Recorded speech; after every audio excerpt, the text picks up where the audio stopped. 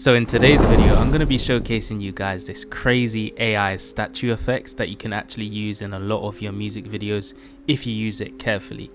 If you're new to the channel, hit that subscribe button, and if you're enjoying the content that you're seeing so far, make sure that you smash that like button. But before we head into today's video, I want to shout out my preset packs. The link for it will be in my description, and I will be using some of them effects within this video. So let's get into it. So the first thing you want to do is, of course, just make sure that your video is within the sequence in Premiere Pro, right? And just select a part of the video where you want to showcase this effect. Now in this case, I've just got a small segment here. I've highlighted it so I can see where I want to add this effect. I'm using a video from Young Ads, very clean video, and I thought an example of this effect would work perfectly well. So first thing you want to do is basically take a picture frame by frame within the part of your video where you want to showcase this effect, and then I'm going to show you what to do next. So like I said, frame by frame. Now you can do as many frames as you want, but for this one, I'm actually going to be using around 28 pictures just to make it a little bit more interesting. I would never usually make it that long, but with today's video, I just want to go all out. So first thing that I do is I mark my endpoint here, and then within the timeline, I press the arrow key on my keyboard, and that will be one frame. So from the first frame, I'm going to take a picture and I'm going to rename this to number 1. So I know exactly what image and what frame I'm at. So now we're going to save this to our AI folder, and we're going to take 28 pictures, and then we're going to input them into the AI software to create these statues. As you can see, cheeky me, I've already done it. It's in the project file here. So I'm actually just going to show you guys how to do this. So you're going to go on the internet and you're going to type in deepai.org, and you're going to select image editor. Okay, so you're going to go to choose image, and you're going to choose your first frame, and you are going to choose your first frame from your AI folder, which would be in this case number 1. Okay, and then I'm actually just going to prompt it, make my subject a cinematic dark gray Egyptian statue. Now with these prompts, in my opinion, make sure you be as descriptive as possible. So this is very rough, and I'm actually just going off of any sort of statue I can think of. So with these 28 images, I've done Japanese statues, I've done Egyptian statues, and I've done Greek statues. So now when I hit generate, it's going to load.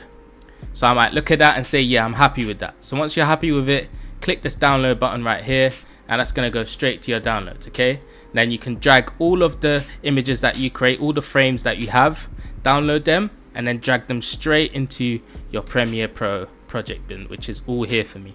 So now I'm actually going to start the effect, and I'm going to showcase you how to do this. Now I've actually got mine going from bottom to end from here. So we're going to select images going up this way like this. Okay, so first image is going to be this one, and we're just going to drag it on top of our sequence, and we're going to cut it, and we're actually going to make sure we're zoomed in like this so we can see what we're doing, and we're going to go by one frame and we're going to trim it.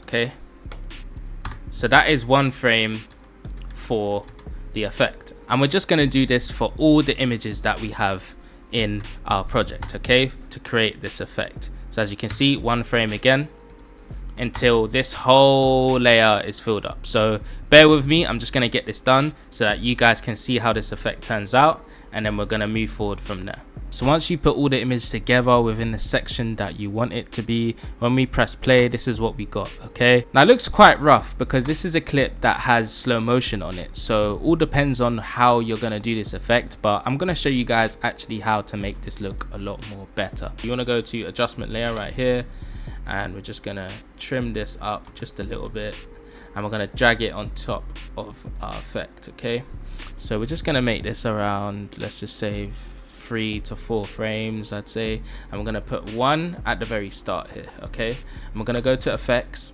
and we are going to go to presets, and we are going to choose V1 bass bump. Now if you don't have these effects, like I said at the start of the video, they are in the link in my description. Feel free to grab these, download them, and have a lot of fun with your music videos. So if I drag this onto this adjustment layer right here, you can see the shake that we're getting. So you can do this every 3 frames. So 1, 2, 3 to 4. I'd say around every 4 frames in my opinion. Yeah, for every 4 frames. So now when we're looking at our effect, you can see that it's got a constant shake to it, but it's also changing.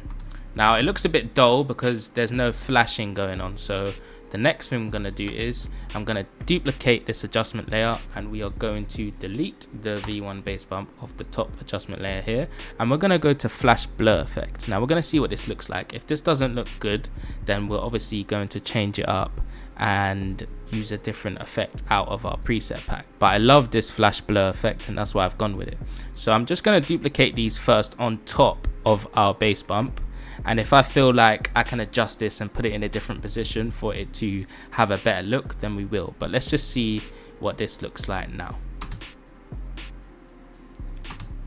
So as you can see, that actually doesn't look too bad, and it's actually made this effect look 10 times better. But I'm gonna drag it in between of each effect, so it's like it's just at the start of the effect, if that makes sense. I think this is 10 times better because we can actually see the effect happening a lot more than it was before.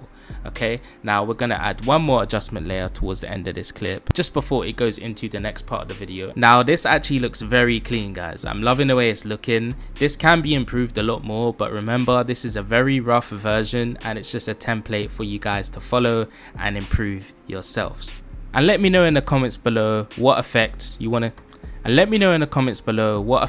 to see me do next on this channel. Hey, that rhymed. But hey, listen, thank you for all the support in this channel. I really do appreciate it, and I'll see you guys in the next one. Peace.